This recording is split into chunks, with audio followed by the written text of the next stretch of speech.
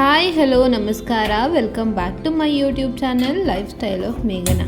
ಇವತ್ತಿನ ದಿನ ನನ್ನ 21 ಡೇಸ್ ವೆಯ್ಟ್ ಲಾಸ್ ಚಾಲೆಂಜ್ನ 17th ಡೇ ಆಗಿರುತ್ತೆ. ಸೊ ಇವತ್ತಿನ ದಿನ ನಾನು ಸಿಂಪಲ್ಲಾಗಿ ಮಾಡ್ಕೊಳ್ಳೋವಂಥ ಒಂದು ರೆಸಿಪಿನ ತೋರಿಸ್ತಾ ಇದ್ದೀನಿ. ತುಂಬ ಹೆಲ್ದಿ ಮತ್ತು ಮಾಡ್ಕೊಳ್ಳೋದು ಕೂಡ ತುಂಬ ಸುಲಭವಾಗಿ ಕಡಿಮೆ ಟೈಮಲ್ಲಿ ಮಾಡ್ಕೊಂಡ್ಬಿಡ್ಬೋದು. ಸೊ ಬನ್ನಿ ಇದನ್ನು ಯಾವ ರೀತಿ ಮಾಡೋದು ಅಂತ ಹೇಳ್ಬಿಟ್ಟು ತೋರಿಸ್ತೀನಿ. ಇವಾಗ ನಾನು ಒಂದು ಬಾಣಲಿನ ಇಟ್ಕೊಂಡಿದ್ದೀನಿ. ಅದು ಒಂದು ಸ್ವಲ್ಪ ಕಾಯಬೇಕು. ಕಾದಾದಮೇಲೆ ನಾನು ಶೇಂಗಾ ಕಾಳನ್ನು ಹಾಕೋತಾ ಇದ್ದೀನಿ. ನಾನು ಇಲ್ಲಿ 3ಗೋಸ್ಕರ ಮಾಡ್ಕೊತಾ ಇದ್ದೀನಿ. ನೀವು ಕ್ವಾಂಟಿಟಿನ ನೋಡಿಬಿಟ್ಟು ತಗೊಳ್ಳಿ. ಇದನ್ನು ಹಾಕೊಂಡ್ಬಿಟ್ಟು ಸ್ವಲ್ಪ ಡ್ರೈ ರೋಸ್ಟ್ ಮಾಡ್ಕೋಬೇಕಾಗುತ್ತೆ. ಇದನ್ನು ಒಂದು ಮೀಡಿಯಮ್ ಫ್ಲೇಮ್ನಲ್ಲಿ ಇಟ್ಕೊಂಡು ಚೆನ್ನಾಗಿ ನಾನು ಇಲ್ಲಿ ಡ್ರೈ ರೋಸ್ಟ್ ಮಾಡ್ಕೊತಾ ಇದ್ದೀನಿ.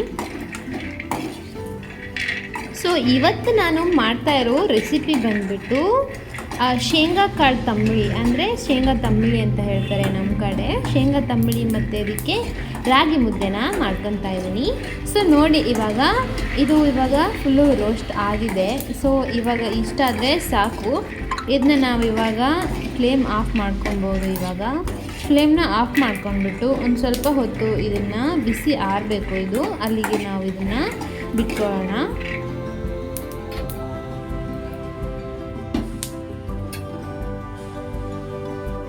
ಇವಾಗ ನಾನು ಒಂದು ಮಿಕ್ಸಿ ಜಾರ್ನ ತೊಗೊಂಡಿದ್ದೀನಿ. ಇದಕ್ಕೆ ನಾನು ಮೊದಲು ಬೆಳ್ಳುಳ್ಳಿನ ಸುಲಿದಿಟ್ಕೊಂಡಿದ್ದೆ, ನಾನು ಅದನ್ನು ಹಾಕ್ಕೊತಾ ಇದ್ದೀನಿ. ಮತ್ತು ನಾನು ಸ್ವಲ್ಪನೇ ಹುಣಸೆ ಹಣ್ಣನ್ನ ತೊಳೆದ್ಬಿಟ್ಟು ಇಟ್ಕೊಂಡಿದ್ದೆ, ಅದನ್ನು ಕೂಡ ಹಾಕೋತಾ ಇದ್ದೀನಿ. ಇವಾಗ ನೆಕ್ಸ್ಟ್ ನಾನೇನು ಹುರಿದು ಇಟ್ಕೊಂಡಿದ್ದೆ ಅಲ್ವಾ ಶೇಂಗಾ ಕಾಳನ್ನ, ಅದನ್ನ ಕೂಡ ಇಲ್ಲಿ ಸೇರಿಸ್ಕೊತಾ ಇದ್ದೀನಿ.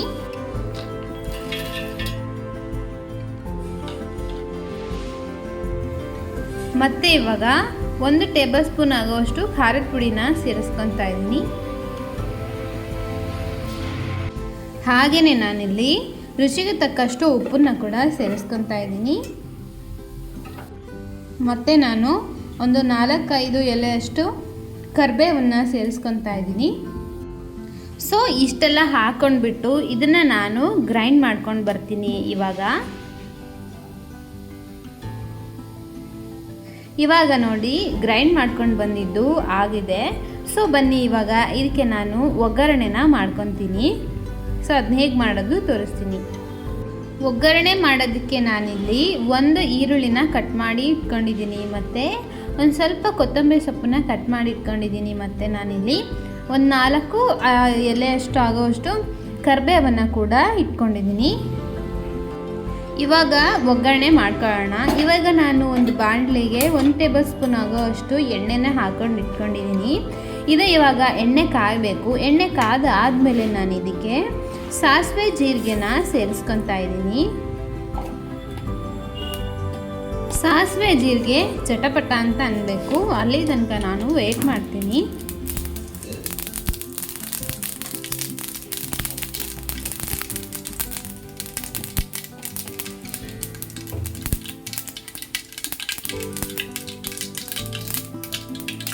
ಇವಾಗ ನಾನು ಈರುಳ್ಳಿನ ಸೇರಿಸ್ಕೊತೀನಿ.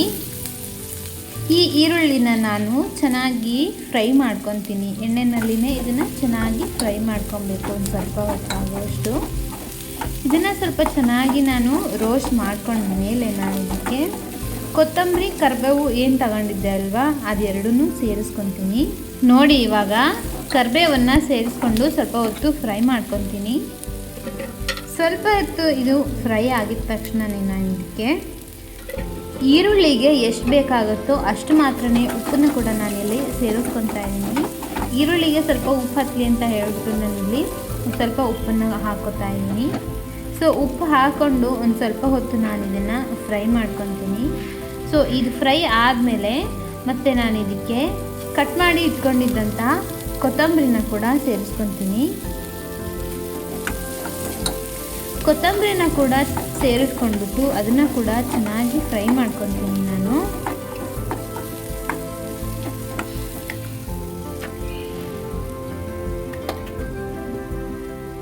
ಸೊ ಇಷ್ಟ ಆದರೆ ನಮ್ಮ ಒಗ್ಗರಣೆನ ಕೂಡ ರೆಡಿಯಾಗಿಬಿಡುತ್ತೆ. ಸೊ ಇದನ್ನು ನಾನಿವಾಗ ಫ್ಲೇಮ್ ಆಫ್ ಮಾಡ್ಕೊಂಡ್ಬಿಟ್ಟು ಒಗ್ಗರಣೆ ಸ್ವಲ್ಪ ಆರಬೇಕು, ಅದಕ್ಕೆ ನಾನು ಇದನ್ನು ಸ್ವಲ್ಪ ಹೊತ್ತು ಬಿಡ್ತೀನಿ.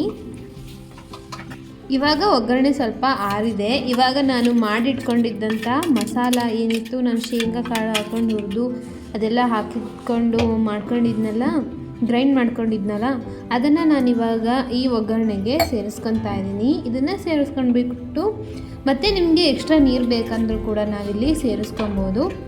ಇವಾಗ ನಾವು ಮಿಕ್ಸರ್ ಗ್ರೈಂಡ್ಗೆ ಕೂಡ ಒಂದು ಸ್ವಲ್ಪ ನೀರು ಹಾಕ್ಕೊಂಡ್ಬಿಟ್ಟು ನಾನು ಇಲ್ಲಿ ಅದನ್ನು ಮತ್ತೆ ಇದಕ್ಕೆ ಸೇರಿಸ್ಕೊತಾ ಇದ್ದೀನಿ. ಸೊ ಇದೇ ರೀತಿಯೇ ನೀವು ಕೂಡ ಇದು ನಿಮಗೆ ಯಾವ ರೀತಿ ಕನ್ಸಿಸ್ಟೆನ್ಸಿ ಬೇಕು ಅದ್ರ ಮೇಲೆ ನೀವು ಇದನ್ನು ಸ್ವಲ್ಪ ನೀರಾದರೂ ಮಾಡ್ಕೊಬೋದು, ಇಲ್ಲಾಂತಂದರೆ ನಿಮಗೆ ಗಟ್ಟಿ ಬೇಕಂದ್ರೂ ನೀವು ಮಾಡ್ಕೊಬೋದು. ಜೊತೆಗೆ ಉಪ್ಪು ಏನಾದರೂ ನಿಮಗೆ ಬೇಕು ಅಂತ ಹೇಳಿದ್ರೆ ಇಲ್ಲಿ ಟೇಸ್ಟ್ ನೋಡ್ಕೊಂಡ್ಬಿಟ್ಟು ನೀವು ಇಲ್ಲಿ ಹಾಕ್ಕೊಬೋದು. ಸೊ ಇಲ್ಲಿ ನನಗೆ ಈ ಕನ್ಸಿಸ್ಟೆನ್ಸಿ ಇನ್ನೂ ಸ್ವಲ್ಪ ನೀರು ಬೇಕು ಅಂತ ಅನ್ನಿಸ್ತಾ ಇದೆ. ಸೊ ಅದಕ್ಕೆ ನಾನು ಒಂದು ಸ್ವಲ್ಪ ನೀರನ್ನು ಮಿಕ್ಸ್ ಮಾಡ್ಕೊತೀನಿ. ಇವಾಗ ನೀವು ನೋಡ್ಕೊಂಡ್ಬಿಟ್ಟು ನಿಮಗೆ ಯಾವ ರೀತಿ ಕನ್ಸಿಸ್ಟೆನ್ಸಿ ಬೇಕು ಅದ್ರ ಮೇಲೆ ನೀವು ಇದನ್ನು ಮಾಡ್ಕೊಬೋದು. ಸೊ ಇಷ್ಟು ಮಾಡಿಕೊಂಡ್ರೆ ನಮ್ಮ ಒಂದು ಶೇಂಗಾ ತಂಬಳಿ ರೆಡಿ ಆಗಿಬಿಡುತ್ತೆ. ಇಷ್ಟೇ ಇದು ಮಾಡ್ಕೊಳ್ಳೋ ಅಂಥದ್ದು. ತುಂಬ ಈಸಿ ಮತ್ತು ತುಂಬ ಕಡಿಮೆ ಟೈಮಲ್ಲಿ ಇದನ್ನು ನಾವು ಮಾಡ್ಕೊಂಡು ಬರ್ಬೋದು. ಮಿಸ್ ಮಾಡದೆ ನೀವು ಕೂಡ ನಿಮ್ಮ ಮನೇಲೂ ಕೂಡ ಟ್ರೈ ಮಾಡಿ. ಅದೇ ರೀತಿ ಇದರ ಟೇಸ್ಟ್ ಕೂಡ ತುಂಬ ಚೆನ್ನಾಗಿರುತ್ತೆ. ನೀವು ಒಂದು ಸಲ ಮಾಡ್ಕೊಂಡು ತಿಂದರೆ ಮತ್ತೆ ಮತ್ತೆ ಮಾಡ್ಕೊತೀರಾ, ಅಷ್ಟು ಚೆನ್ನಾಗಿರುತ್ತೆ ಇದು. ಸೊ ನಿಮ್ಮ ಮನೇಲೂ ಕೂಡ ಮಿಸ್ ಮಾಡದೆ ಇದನ್ನು ಒಂದು ಸಲ ಟ್ರೈ ಮಾಡಿ. ಇದನ್ನು ನಾವು ಇವಾಗ ಒಂದು ಪ್ಲೇಟನ್ನು ಮುಚ್ಚಿಬಿಟ್ಟು ಸೈಡಲ್ಲಿ ಇಟ್ಟಿಟ್ಬಿಡೋಣ. ಇವಾಗ ನಾನಿಲ್ಲಿ ರಾಗಿ ಮುದ್ದೆನ ಮಾಡ್ಕೊತಾ ಇದ್ದೀನಿ. ಸೊ ಅದಕ್ಕೆ ನಾನಿಲ್ಲಿ 1 ಗ್ಲಾಸ್ ಆಗುವಷ್ಟು ಹಿಟ್ಟನ್ನು ತಗೊಂಡಿದ್ದೀನಿ. ಅದನ್ನು ಜರಡಿ ಮಾಡಿ ಕೂಡ ನಾನಿಲ್ಲಿ ಇಟ್ಕೊಂಡಿದ್ದೀನಿ. ಇವಾಗ ಗ್ಯಾಸ್ ಮೇಲೆ ಒಂದು ಪಾತ್ರೆನ ಇಟ್ಕೊತಾ ಇದ್ದೀನಿ. ಈ ಪಾತ್ರೆಗೆ ನಾನು ಮೊದಲೇ ಒಂದು ಲೋಟನ ತೋರಿಸಿದ್ನಲ್ಲ, ಅದೇ ಲೋಟನಲ್ಲಿ ನಾನಿಲ್ಲಿ 1.5 ಗ್ಲಾಸ್ ಆಗೋಷ್ಟು ನೀರನ್ನು ಈ ಪಾತ್ರೆಗೆ ಸೇರಿಸ್ಕೊತಾ ಇದ್ದೀನಿ. ಅದೇ ಇದಕ್ಕೆ ಅಳತೆ ಆಗಿರುತ್ತೆ. 1 ಗ್ಲಾಸ್ ನಾವು ಹಿಟ್ಟನ್ನು ತೊಗೊತಾ ಇದ್ದೀವಿ ಅಂತಂದರೆ 1.5 ಗ್ಲಾಸ್ ಅಷ್ಟು ನೀರನ್ನು ಹಾಕ್ಕೊಬೇಕು. ಆವಾಗ ಮುದ್ದೆ ಚೆನ್ನಾಗಿ ಬರುತ್ತೆ. ಸೊ ಅದಕ್ಕೆ ನಾನಿಲ್ಲಿ ಸೇರಿಸ್ಕೊತಾ ಇದ್ದೀನಿ. ಜೊತೆಗೆ ನಾನು ಇಲ್ಲಿ ಇದಕ್ಕೆ ಎಷ್ಟು ಬೇಕೋ ಅಷ್ಟು ಒಂದು ಸ್ವಲ್ಪ ನಾವು ಉಪ್ಪನ್ನು ಸೇರಿಸ್ಕೊಬೇಕಾಗುತ್ತೆ. ಸೊ ಇಲ್ಲಿ ನಾನು ಸೇರಿಸ್ಕೊತಾ ಇದ್ದೀನಿ. ಇವಾಗ ಈ ನೀರನ್ನು ಸ್ವಲ್ಪ ಬಿಸಿ ಆಗೋದಕ್ಕೆ ಬಿಡಬೇಕು. ಒಂದು ಸ್ವಲ್ಪ ಬಿಸಿ ಆಗಬೇಕು ಇದು. ಸೊ ಅಲ್ಲಿ ತನಕ ಬಿಟ್ಬಿಟ್ಟು ಒಂದು ಸ್ವಲ್ಪ ಬಿಸಿ ಆದಾಗ ನಾವೇನು ಮಾಡಬೇಕು, ಆ ಹಿಟ್ಟನ್ನು ತೊಗೊಂಡ್ಬಿಟ್ಟು ಒಂದು ಸ್ವಲ್ಪ ಇದ್ರ ಮೇಲೆ ಹಾಕೋಬೇಕಾಗುತ್ತೆ. ಸ್ವಲ್ಪ ಸ್ಪ್ರಿಂಕಲ್ ಮಾಡ್ಕೊಬೇಕು. ನಾನಿಲ್ಲಿ ತೋರಿಸ್ತಾ ಇದ್ದೀನಲ್ವ, ಅದೇ ರೀತಿ ಮೊದಲು ನಾವು ಹಾಕ್ಕೋಬೇಕಾಗುತ್ತೆ. ಸೊ ಇದನ್ನು ಹಾಕ್ಕೊಂಡಾದಮೇಲೆ ನೀರು ಚೆನ್ನಾಗಿ ಕುದಿಬೇಕು. ನೀರು ಚೆನ್ನಾಗಿ ಕುದಿಯೋ ಟೈಮಲ್ಲಿ ನಾವೇನು ಹಿಟ್ಟು ತೊಗೊಂಡಿದ್ವಲ್ವ ಅದನ್ನು ಪೂರ್ತಿಯಾಗಿ ಹಾಕ್ಕೋಬೇಕಾಗುತ್ತೆ.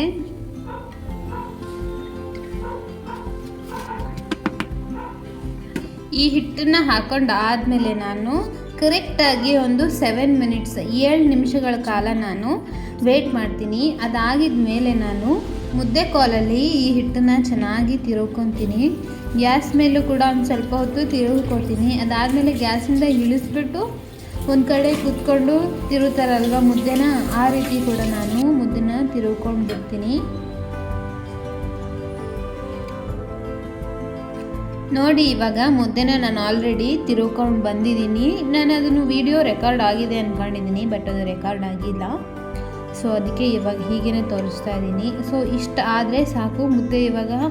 ಮುದ್ದೆ ಮಾಡ್ಕೊಳ್ಳೋದಕ್ಕೆ ಇವಾಗ ಇದು ರೆಡಿಯಾಗಿದೆ. ಸೊ ಇದನ್ನು ನಾನು ನಾರ್ಮಲಾಗಿ ಸ್ಲ್ಯಾಬ್ ಮೇಲೆ ಹಾಕ್ಕೊಂಡ್ಬಿಟ್ಟು ಅಲ್ಲಿ ಮುದ್ದೆ ಮಾಡ್ಕೊತೀನಿ.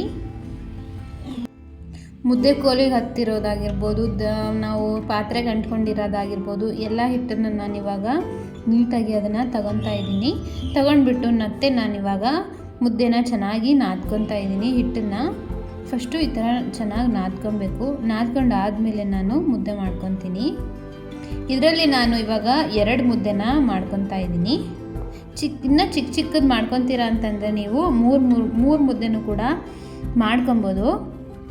ಇಲ್ಲಿ ನಾನೊಂದು ಮೀಡಿಯಮ್ ಸೈಜ್ ಮುದ್ದೆನ 2 ಮಾಡ್ಕೊತಾ ಇದ್ದೀನಿ.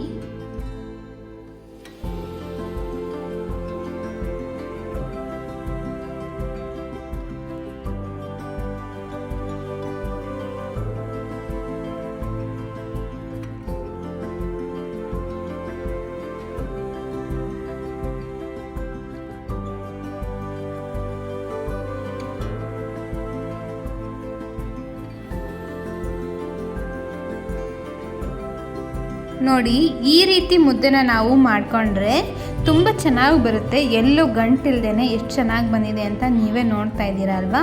ಸೊ ಇದೇ ರೀತಿಯೇ ಟ್ರೈ ಮಾಡಿ. ಇವಾಗ ಶೇಂಗಾ ತಂಬಳಿ ಮತ್ತು ರಾಗಿ ಮುದ್ದೆ ತಿನ್ನೋದಕ್ಕೆ ರೆಡಿಯಾಗಿದೆ. ಇವತ್ತಿನ ರಾತ್ರಿ ಊಟಕ್ಕೆ ನಾನು ಒಂದು ಮುದ್ದೆ ಜೊತೆ ಶೇಂಗಾ ತಂಬಳಿನ ತಗೊಂಡಿದ್ದೀನಿ.